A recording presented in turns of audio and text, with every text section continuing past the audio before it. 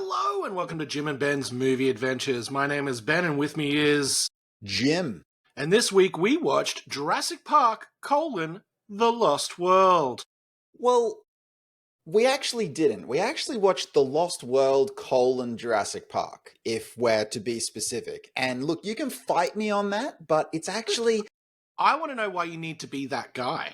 I'm not going to fight you. It was part of my notes. I was gonna comment on that exact thing, that the title is kind of bonkers in a way that I'm like, did we have to do that? Did we have to say The Lost World, Jurassic Park? Because you're gonna find that they did.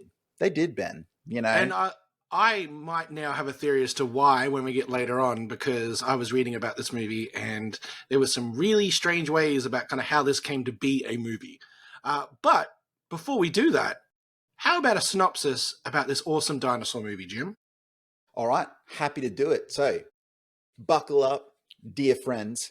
The Lost World, Jurassic Park from 1997 is a sequel to the original Jurassic Park film, and it centers around a second hidden island called Isla Sorna, where genetically created dinosaurs roam freely. Dr. Ian Malcolm, a survivor of the original Jurassic Park disaster, learns that his girlfriend, paleontologist Sarah Harding, has joined a research team on the island. Worried for her safety, he joins an expedition to rescue her. Meanwhile, a second team sent by InGen, the corporation behind the original Jurassic Park, attempts to capture some of the dinosaurs and bring them to a mainland zoo, resulting in chaos when the dinosaurs are set free by another member of Malcolm's team.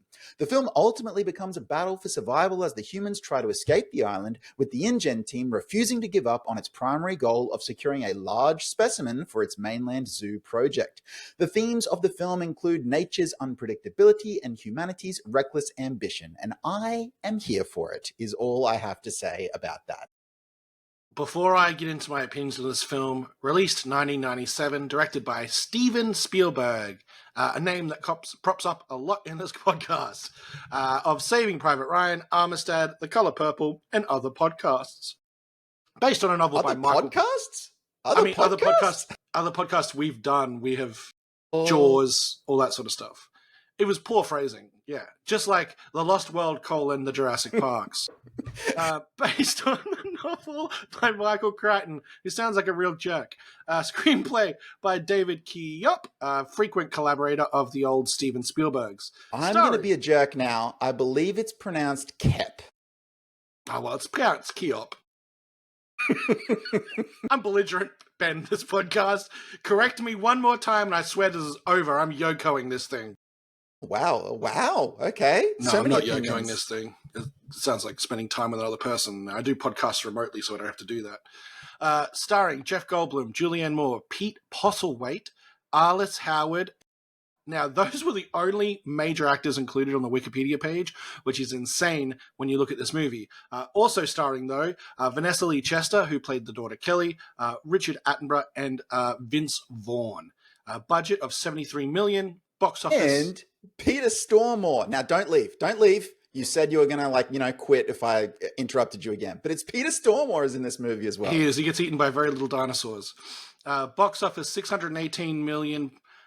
So, yeah, really successful movie. It's a Jurassic Park film before they started making the newer ones. Of course, it crushed. I have something I'd like to get off my chest about this movie. I like this movie. I will watch this movie again. But this movie makes a bargain with you. It tells you can't worry about the decisions people make in this movie because certain things have to happen. So certain bad decisions have to happen. So you just have to accept that to see the dinosaurs eat people. And boy, do people not have any common sense in this movie at all. At all. I'm getting the sense that you like this movie less than me. I have been I so like this excited. movie a lot. You just have to switch your brain off. I don't know that you okay, give me an example. Okay, so in the first movie, we learn that having dinosaurs in a park is a really bad idea. This whole movie is like, we can do it. Which is the conceit of every Jurassic Park movie, don't get me wrong. But we know we can't do it. It's the second movie. It's like, hey, let's send a saboteur to release dinosaurs that destroy everything, that actually make it so both of us can't get off this island. Oh, our plans didn't work. Let's hey, it didn't work. Let's get off the island. Oh, wait, we caught a dinosaur. Let's just take that one back with us. Oh, something's wrong with the boat. We can't find anyone. Let's open the cargo hold. This is bad decision, the movie. I'm here for it, but we have to accept it. I feel like I can explain most of those. Like, because I challenge you to the 10th degree to do that. Look, if we look at the themes of the movie, you know, one of the biggest ones is the idea of hubris, you know, the team that is going to capture these dinosaurs from the island was not involved in the previous one. They were watching from a distance. And it's that idea of the reason that it failed was because we weren't involved, right? We are better than the administrators who came before us, and therefore, when we do it, it will be fine. Do you know what I mean? Now, that might be flawed logic, but it is so corporate and it is so prevalent in society that I'm like... Agreed. I'm not saying it's an unnatural process, but as someone watching the film, you just have to accept that everybody makes the wrong decision every chance they get. I guess, you know, but then that's... Like, even the good team, right? Even the good team. Julianne Moore's character goes ahead by herself on the island because she's dealt with predators before, and that gives her the experience. She's also listened to Malcolm most of her life and understands what happens when it goes wrong. Poor decision. All she had was a satellite phone. She was by herself. Horrible decision. She didn't know the makeup of that island. She was doing fine. She was fine, you know, like that whole time. Sorry, that was my Jerry Seinfeld coming out there for a second. It was fine. Everyone's fine. Don't get me mistaken. I do genuinely enjoy this film. This film is a good ride. This film has some set pieces that are just still really, really fun. But you just, as I said, as an audience, we just all have to agree, like, yeah, okay, we're just going to switch off that part of our brain, which is, let's make good decisions. Fair enough. Look, I love this thing. And the reason that I didn't choose the original Jurassic Park from 1993 is, like, everyone knows that movie's a classic. Everyone knows that movie's amazing. Like, and sure, you know, if we're gonna do it, of course, the best ever Jurassic Park movie is the original Jurassic Park from 1993. Like, I'm there. Everyone's there. Like, that's true. But I feel like The Lost World, you know, this 1997 first sequel, still directed by Spielberg, part of me goes, I don't think it gets its due in a way that, you know, perhaps I connect with the movie. Like, I think this movie is a real romp. It's a real lot of fun. It is darker than the first one. There is a lot more in the way of, you know, people getting literally eaten by dinosaurs, which, you know, it's a darker film. You know, it's got a little bit or more of that twinge of some grotesque and horror elements, which usually I'm not there for. But again, I don't think it's overdone, and I think it does add to the stakes of the movie. So ultimately, I'm there for it. I'm there for this movie on the whole. You know, it's also darker in theme. Like, the first film there was a lot of wonder. There was a lot of, hey, a theme park, something humanity can enjoy. Like, look at what we did. This one, there's no longer the look at what we did. It's the greed aspect of, hey, it didn't work. We ousted the board. Richard Hammond's not in charge anymore. How do we make money from this? John Hammond. John Hammond, sorry. I combined his names. You did. David, what John Hammond, let's go. Let's capture. Let's hunt. Let's, you know, the conservationist side, the naturalist side comes through a lot more rather than the should we have done this thing. It's more like, hey, we've done it. Let's keep pushing the boundaries. And, you know, the way, like, even Vince Vaughn's character becomes involved in this is a little bit darker, a little bit more sinister than the previous movies. And I think that makes things interesting in this film. Like, you could have just redone the first film, made a lot of money, and it not been as interesting. Yeah. And look, I think as well, like, you know, there's just a lot in this film that I love. And I think the characters in particular, I do love the characters in this movie. I love the characters in the first movie. I'm going to stop making comparisons now. It's a different film, you know. It's impossible. The idea, like, I love Pete Postlethwaite's character in this film as the hunter. Like, what just keeps coming to my mind is the thing that we had seen him in immediately before this was like a super bumbling character in, I want to say, 1996's Dragonheart. This is me going off the top of my head Oh, without actually researching, but he plays sort of a bumbling sidekick in that movie. And then we go straight sort of from that to the very next year, this really like, hard-edged hunter. And, his opening to the film is awesome. Like yeah, they're on the game trail, they're in the Jeep, and he just turns around and delivers this monologue about how stupid yeah. Arliss Howard's, is it Arliss? I think it's Arliss Howard's character is.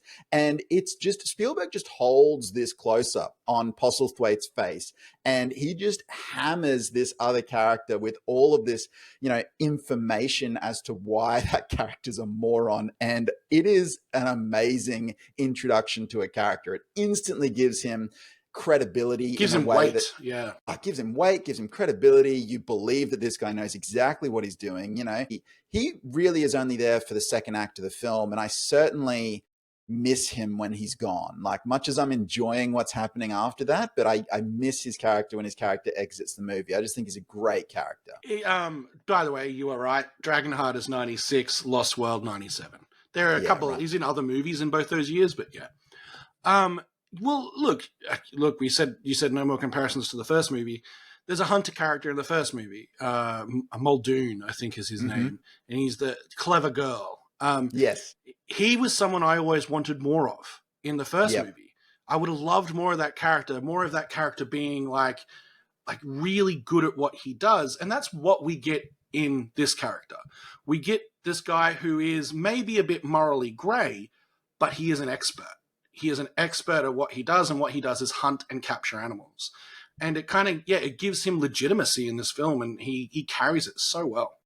Also, just since we're on his character, I love his arc in the movie, because this is a character who has a very clear goal. He wants to hunt the male Tyrannosaurus Rex, and once he achieves that goal, he is He's sad. completely hollow. Like, do you know what I mean? And he is completely sad. Now, that is, of course, because his, you know, friend, I'm not sure, it's not very clear if it's friend or sort of employee, or what the relationship is, but his close companion in the film has actually died in the raptor attack, so he's upset because of that as well. But it's certainly the idea that once he reaches that height, that pinnacle, that thing that he wants more than anything else and that he has bent all of his will upon, he is now hollow and doesn't quite know what to do and is a bit lost, and he drifts out of the movie. And he had a good entrance in that monologue. He has a great exit where he literally just walks through the woods out of frame, Well, and we never see him again. he's the juxtaposition to the billionaire nephew, right? He's like, we did this, but at what cost? And the nephew's like, keep going, money, money, money. He's like, nah, I'm walking away from this. This is no longer a thing I want to be a part of. It's no longer worth it in any way to him. And it's kind of that kind of really, because I mean, he goes to the, what's his name? Arliss, the actor, his character goes to such extreme lengths to stay ostrich head in the sand to Mm, complete his goals. And it's just kind of that moment where the hunter looks at him and it's just like, what are you doing, man? Like, we're yeah, sitting here next to a T-Rex and all these people are dead. My best friend and yeah. business partner is dead. And you're just like, we got to give it back to San Diego. Going to make millions. It's awesome. Look at what we've done. We spoke about it though. The set pieces in this film, they really learnt from the first film in that they wanted to make them wider, more expansive. The raptors in the long grass may be my favorite Jurassic Park set piece. I It's gotta just It's so outstanding, scary. but it's not the only one that's outstanding. The No. thing about The Lost World, and one of the reasons that I love it so much, is it's outstanding set piece after outstanding set piece. I mean, the one that sticks to me, look, I love the raptors in the long Mm. grass. It is, however, quite short. The Yeah. most extended one that I just am absolutely there for is the trailers going over the cliff and the two T-Rexes attacking their group, with the baby T-Rex in the trailer. And that whole thing, and Richard Schiff coming in, getting the winch, can't get the winch on, struggles, it's mud, it's raining, it's nighttime, the T-Rexes are, battering the carriages, then they go over the cliff, then there's, the The trailers glass. Ah, the glass, the glass. How many times has the, falling down the trailer and landing on the glass and then the spiderweb effect of the glass, how many times has that been replicated since this A movie? lot. Like, so many times. But this it is done with such tension and such, great, I guess, showmanship from the directorial side of things. Like, it's a fantastic sequence, and it's, like I said, Also, it's one of many.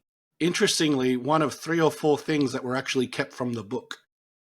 The book is barely referenced in this movie except for the setting, like the location of it on the second island, the basic idea of a research island, and then like the trailer set piece is from the book as well.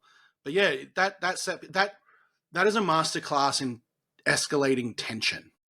That kind of thing, because you get Malcolm coming back, going, "Guys, this is real bad. Why haven't you picked up the phone? Like the phone ringing, no one picking it up." He gets there, he's like, "What are you doing, man?" Like, and then that moment of silence that you get before every T-Rex attack, right? That kind of everything stops, and then boom, into No, action. it's also, there are three amazing Jeff Goldblum, Ian Malcolm lines in this one sequence, and that moment of stillness is the first one. It's where he picks up that radio, and then it's that moment of stillness. It gets in close in his face, and then he just says, "Wait, this is going to be bad," and then smack, and then, like, that's the first, like, it's so good. The other one that I love is, again, from this sequence, where he's literally just looking at his fellow compatriots there, and he goes, "Mommy's very angry." you know and then the final one is almost a throwaway, but it gets me every time because I just think it's genius. I don't know if it was written, if it was ad-libbed, but it is pure Jeff Goldblum in it, the way that it comes out, which is when Julianne Moore is climbing up the rope. Goldblum's there, and he literally just goes, "Increase your rate of climb." It's Because he's like, he doesn't want to panic her, but he's just like, "Please go faster, please." And that they're in this absurd situation. They're off the edge of a cliff. There's T-Rexes attacking them, and he's just trying to stay calm. And he's delivering this in a way that is everything but calm. And he just says, "Increase your rate of climb." Um, so I've mentioned it a few times, but the way this movie was made is very Hollywood, right? They make First Jurassic Park. First Jurassic Park becomes something that no one predicted. Like, probably a lot of people thought it would do well, but it became a phenomenon. Like, it literally took over the world for a while. Dinosaurs, always popular with kids, resurged again, all this sort of stuff. And they're like, "Hey, we need to make a second movie." But the deal was it had to be based, I think, originally off Michael Crichton's material, right? He had first option for story, basically. And he's like, "Well, I don't have another book." And they're like, "Write another book." And he goes, "I don't have an idea for another book." And they're like, "Write another book." And he writes another book. And I've read all the Jurassic Park books. Have you? I have not. I haven't read any of them, actually. They're actioneery, they're horror-y, they're fun. They're not Pulitzer Prize winning books, but they're fun. So he ends up kind of writing this book, but at the same time, they've already started developing plot and story for the movie. And by the time they get the book, Steven Spielberg and his writer collaborator, they have an idea of the movie they want to make. They have some of the set pieces already. They have, ideas for including more dinosaurs and all this sort of stuff. Like, and then they get the book and they're like, "Oh, it's pretty different. Like, we'll take this, and we'll chuck it into our script." So it was very much like they already had a script and they just took a few bits and pieces from it. I And actually like that, though, because, yeah, David Koepp was instrumental in adapting the first book, for Jurassic Park. So it's that team is sort of returning, and they're able to basically have an idea farm in the Michael Crichton who's writing the novel version, and they can kind of pick and choose. And you would hope that, particularly with skilled collaborators, I think that makes for, something that is really interesting for them. Kep mentioned in his writing process that before he even read the book, Spielberg wanted him to watch the original Lost World movie, like and that's, I think, why that subtitle gets flipped and all that sort of stuff. The other thing he mentioned was he got a lot of fan mail from kids after the first movie, and the two things he pulled away from it were had to put stegosauruses in it, and no boring bits at the start, please. Get straight to the dinosaurs. And it was just kind of like that really kind of kid way of looking at a movie of like, I want to see my favorite dinosaur. Can we get to the dinosaurs faster? Because if you think of first Jurassic Park, there's that whole amble and they don't get to the island and they don't see the dinosaurs. This one, as soon as we're on the island, we see a dinosaur. Like it's, Well, the thing that I'm glad that you went there, because one thing I really wanted to talk about with this film in particular is structure, because I was looking at it and I was going, this movie is actually a fantastic example of a Hollywood three-act structure. So it also gives me an opportunity to try something on this oh, here we go. podcast that we've talked about before, but we've never actually done. So look, we have some listeners now and, a few viewers on YouTube. So guys, if you hate it, just tell us. Let us You know. can tell us. You We can won't just let us listen. know. But I am excited for it. So I'm calling this the Sub 60 Film School, right? So the idea is I'm going to take, in this case, it's going to be the three-act structure, and I'm going to explain what it is in less than 60 seconds. So Ben, you're responsible for timing me here. I've got this. This was very, very difficult for me to do because I am not known for my brevity. Okay, no, not at all. So I've known you for a long time. Brevity is not it. Right. So I've tried really hard. I've written it out. I'm going to talk fast, and we are going to see if I can actually explain a three-act Hollywood structure in less than 60 seconds. So ready? Ready? 3, I'm ready. 2, 1, go. Almost all Hollywood-style blockbusters follow a standard three-act structure. The first act is almost always reserved for exposition, which is otherwise known as information that sets up the plot of the film. The main characters are established, as is their relationships to each other and the rules of the world that they live in. Towards the end of the first act, there is a catalyst which forces the protagonist into action of some kind, and truly begins the main quest of the film. The second act is typically the longest in the film, and it depicts a series of worsening situations as the protagonist attempts to solve the main problem introduced by the catalyst incident earlier. The worst of these situations occurs at the end of the second act, where it is unclear how the main characters will succeed in their quest. Finally, the shortest of the three acts is usually the third act, otherwise known as the grand finale. It is here that the climax of the film takes place, and the major question of whether or not the protagonist will succeed is answered. Oh, 43 seconds. Oh, yes. Well okay, done, so, Jim. Look, So three-act structure. I might have gotten 43 seconds. I don't know if anyone understood any of that, but because I was so concerned about meeting the time constraint. Jeez, it was very fast.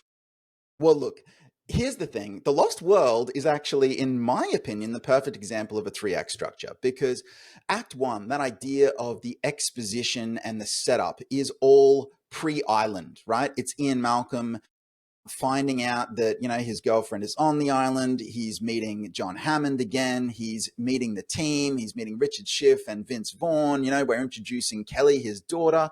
And then the first act functionally ends really once we get to the island, because once we get to the island, we're sort of into the second act. If we wanted to get really specific, I suppose we could say, technically, I guess it's the arrival of the InGen forces, which really, without the arrival of the InGen forces, we don't have enough story for the rest of the movie to exist, right? So technically, and that's pretty soon after they arrive at the island, right? So then the second act is all set on the island, on Isla Sorna. And that is basically a series of worsening situations in Dino territory, which is perfect. Then, of course, the worst of these is the fact that his team functionally fails and the InGen team manages to actually nab the T-Rex. So that's very clearly the end of the second act. And then the third act takes place entirely back in San Diego, where we have, the grand finale of the T-Rex in the city. And I was looking at this film and I was just getting excited because I was like, you know what, if you were to teach three-act structure, quite often it's really difficult. And this film actually breaks it by location and makes it really easy to understand. And I was like, oh, this is a perfect one to actually explain sort of what that is. So I don't know, that excited the film nerd in me. Also, that third act was a late addition too. Like that third act was a swap out by Spielberg, who really wanted to see kind of just that change of scenery. Like as a filmmaker and as somebody who is an expert at his craft, I think he's looked at it and gone, hey, we don't really want to end on the island. We want to put the dinosaur in an environment we haven't seen them before. We want to kind of see that real world interaction that we haven't seen in any of the movies so far. And yeah, it was a late switch. And look, it's probably the weakest part of the film, in my opinion. The chase and that at the end, like, it's just so absurd the way the world reacts to that dinosaur. It would have been murdered so fast in real life. It's not even funny. But yeah, it's very fun. The car ride, Ian Malcolm being Ian Malcolm, just all throughout that. Has there been a character in film, and there probably has, who has been so consistently right about everything between multiple movies than Ian Malcolm?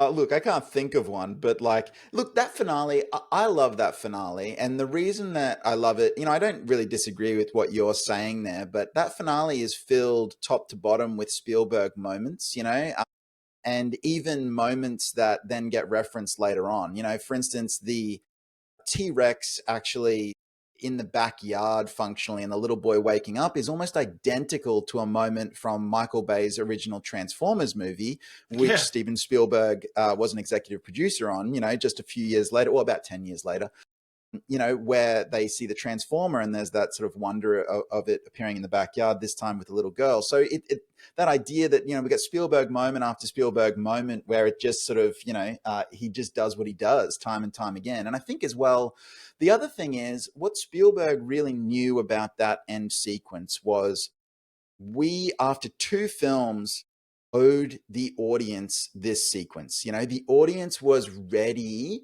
for this scene and they really would have felt cheated if they didn't get it at the end of the second film. And I think he is absolutely right. I actually wonder if we didn't have the San Diego chase scene at the end, maybe much as I absolutely love the rest of the film, like, you really need that payoff and you need to see that, at the end of the movie to pay off really what's going on in the first film and then the second film. Just from an audience satisfaction point of view, we wanted to see that and we did. So On a personal note, I love movies. I've always loved movies since I was a kid. I have rewatched movies over and over again.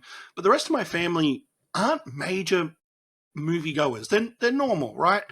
They have the things they would like, whether it's a romantic comedy or crime, all that sort of stuff, and they kind of stick within their genre. They're not like me or you, who happy to jump around and genres, happy to be uncomfortable watching a film, even if they think they're not going to like it, all those sort of things. But there's a major core childhood component for me with the Jurassic Park movies, and then later on the Lord of the Rings movies.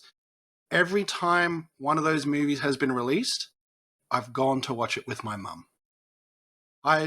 My mum has taken me at least to the core three. The first three took me to every single one of those the weekend they were released. And it was just because she could share that wonder. She could look at that screen and feel what I was looking at. And I actually think that's what makes these movies special. And it actually goes back to your act three here. People look at that, and that's that wonder moment that we get in this film. The wonder moment in the first is the Brachiosaurus coming out, right? Like that first reveal. We can't have that again. It's impossible. We've already had it. But this one, we get an act three where there's a T-Rex going through San Diego, and you get that kind of pop and that wow and that lot of moving pieces and that kind of alien in a familiar environment thing that Spielberg does so well in so many other movies. And as I said, having that with my mum, and then we'll talk about it when we watch Lord of the Rings, because I'm sure we'll get there eventually. It's a core family moment, this movie, for me. So, like, I may criticize it, I may kind of pick at it because that's the way my brain works, but I love this movie. Like, yeah. genuinely, emotionally love this movie because of my connection to it and my experience with it. Yeah, absolutely. Look, for me, I've got something similar. Like, this was actually the first film that I ever went to at the cinemas by myself. So this was, I think we would have been in what, fifth grade, Yeah. when this movie came out for the first times. And this was, I know that it was one of those situations where my mum thought that my friend's mum was taking us to the movies to Yeah. see something, right? And look, my friend in the 5th grade, that was the year before you and I met, Yeah, so we we hadn't didn't met know yet. each other at that time. But my friend's mum was, I don't know if you want to say a little bit more chill than my parents were. But my friend's mum was basically, her version of taking the boys to the movies was giving us, $50 and dropping us off and saying, "I'll see you in 5 hours," right? Which was not Perfect. how my family rolled, right? So we go to the movies, and it was like, well, what are we going to see? And it was like, for me, I was just like, can we even do this? Can we even? Can we go to a Is this movie? allowed? People are Is going to this catch us. allowed? The police are gonna wonder if we're in the right movie. And anyway, so we go, and of course we see the Lost World, and I remember sitting there and I'm watching the dino attacks, and I'm watching people get eaten and blood coming down the waterfall, and look, it's still very, very tame. It's still very safe, really, when you look at the whole thing. It's not an overly violent film, but at the same time, did I feel like I had my big boy pants on that day? So, um You and walk I out of was there. like, I am now a man. I know. I walked out. I'm like, well, I'm a man now. I've seen the Lost World at the cinema. But look, some things I didn't pick up when I was a kid. This is like, I don't know. You just stop me if this is boring, but this is my like technical nerd alert happening here, right? So this is Spielberg's second collaboration with his cinematographer Janusz Kaminski, right? So now this collaboration, they would go on to shoot basically every film together for the next 30 years and continue to do that to this day. But this was only the second time they'd worked together, and I actually think it is probably the best example of their style, as a duo. Because the first time they worked together was Schindler's List, and while Schindler's List, yes, is visually amazing, it's in black and white. It's got a very different aesthetic to the rest of Spielberg's work, whereas The Lost World, Jurassic Park, was, very much more, I guess, in his wheelhouse and what he would usually kind of do. So seeing how they would work together here was really interesting. And, you can actually see definitely the hallmarks of Kaminsky's lighting style. It's a very almost dreamlike, ethereal kind of look to the movie. Certainly lots of smoke, lots of backlight, and lots of really, really interesting silhouettes. And there's actually a scene where, I don't know if you remember it, but it's a scene that sticks with me. And in a film of dinosaurs, this is a scene where there's no dinosaurs. It's just all about the lighting for me. But it's when they're actually planning, and, it's Pete Postlethwaite's character, and it's, you know, uh, Ian Malcolm, and they're sitting on, Same this thought scene? about this scene. This Yeah. scene stuck in my brain because I'm like, this is craft. This scene for Yeah. some reason. So this scene, so that it's supposed to be an exterior. They're sitting functionally on a log, and they're slightly away from the main camp, and they're trying not to wake people up. And the actual scene plays out functionally in one shot, and Yeah. it's this shot of them making plans and looking at a map. But the first half of the scene is completely done in silhouette. The only light actually comes from behind the characters. There's this really strong backlight, which produces this, massive silhouette of the characters as they talk in these hushed tones. And then when they pull out the map, they actually use a torch on the map, which then, illuminates their faces. And we actually get this change, this contrast, and we have this warm light introduced into the foreground of the scene. And I just looked at that and I was just like, bravo. That's a Kaminsky Spielberg moment right there. And that's what we get when these two work together. Yeah, again, like I said, it's a movie of running, it's a movie of screaming, and the scene that stands out to me the most, I'm just like, that's brilliant. The other thing I really liked about that scene is it really was a great character moment for both those characters.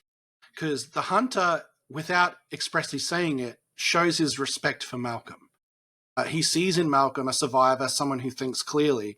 And it's that moment where Malcolm is kind of taking charge and going, okay, how do we get the most people out of this alive? And you kind of get these two experienced people, these two people who are this group's best chance at survival, Yes. kind of coming together. And without saying it verbally.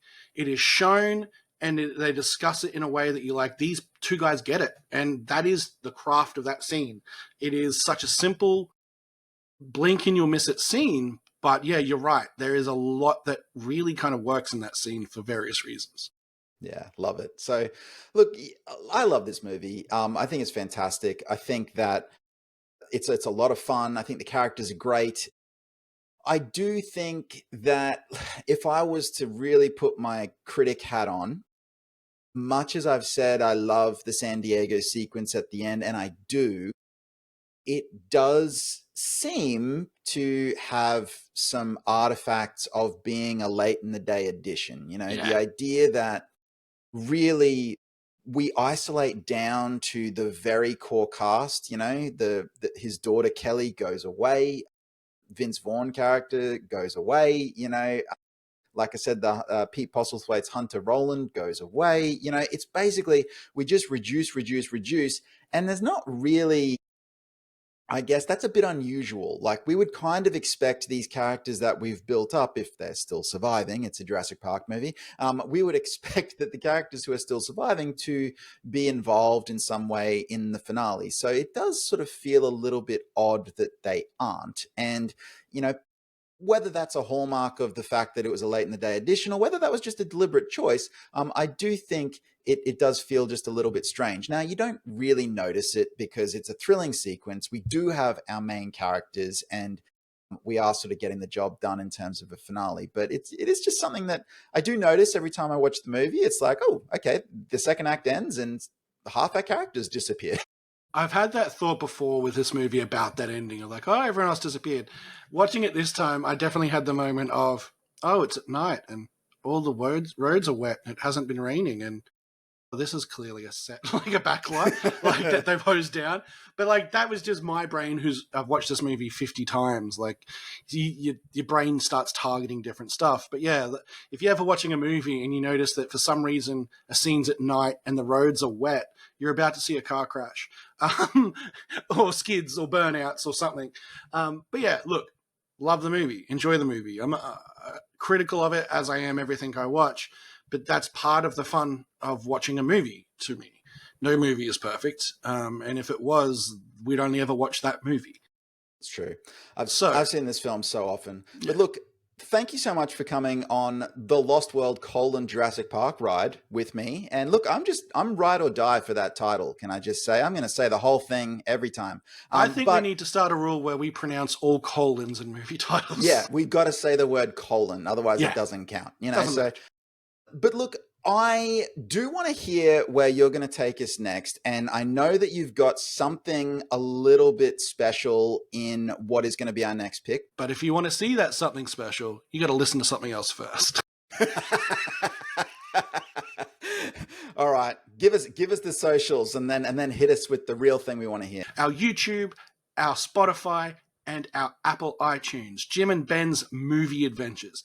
Everything we've ever made from the start, which is a little rocky, let's be fair, to what I think is becoming a really nice and good podcast. Hit up those locations, like, subscribe, comment. The comment thing is going to be important, and you're about to see why. But if you want to interact with us, do so. Hey, if you want to send us mean comments, do so. If you want to send us nice comments, please do that more. Tell them to send mean comments? I don't want no more mean comments. We'll just ignore or delete them. But otherwise, hit up those places. We also have social media. We have 2 social media accounts. We have our Instagram, which is Jim_and_Ben, where you can see reels, you can see images, you can see thumbnails, you can see all sorts of things from our podcast posted. And we also do have a TikTok for those young people out there. We also post clips from our podcast, and I'm not going to say what it is, but hopefully soon to be some actual specific social media content as well. Go to those places, like, subscribe, comment. We would really, really appreciate it. Now, for the surprise, for the thing you've all been waiting for, that I don't know if this is gonna work. Yeah, you've sort of talked about it, and I'm like, this might work. I don't know. So, podcast's back. I said, comment.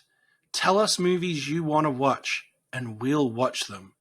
And look, I'm going to say that was probably a mistake, but I'm going to stick to my guns here. Now, I have created a wheel of adventure, a wheel of movie adventures, if you will. So, what I've done is, every once in a while, I'm going to pick an audience choice. Jim, you're welcome to do this as well in your own way or my way. But how do I choose? I can't just pick the movie I want to watch because that's just me picking a movie. So, what I've done is, I've created the wheel of adventure. So, here we go. Ready?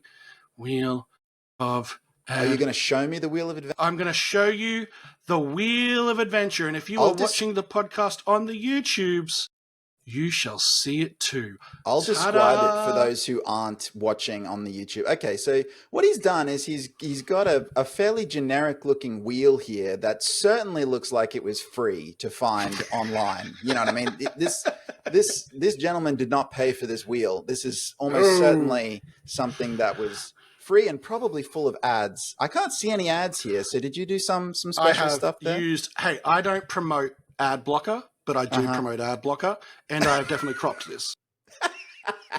All right, so look, he's got a wheel up, and it's got 3 options. One says Annihilation, one says Mean Girls, and one says Shanghai Noon. And it looks like, you know, there's a very obvious click to spin. So I think he's going to click it, and then one of these is going to land. These are, of course, I am recognizing them as the films that some of you who are listening to this or watching this have actually dropped comments saying you would like to see us look at on a future podcast. So if you'd like to be part of the Wheel of Movie Adventures, leave a comment with your movie. You'll be added to the wheel and you could be picked as a movie that we talk about. So without further ado, the movie we'll be watching next week, I went to click on the wrong wheel. I went to pick on the video of the wheel rather than the wheel. How many wheels do you have here? Well, I can see our video feed, which I went to click on instead of the actual wheel. Anyway, all right. Hit it. How long does the wheel take, by the way? Very quick. The wheel is quick. Okay, that's good. Because in an audio form, I can't. Shanghai Noon! Okay. Will be the next film we're watching.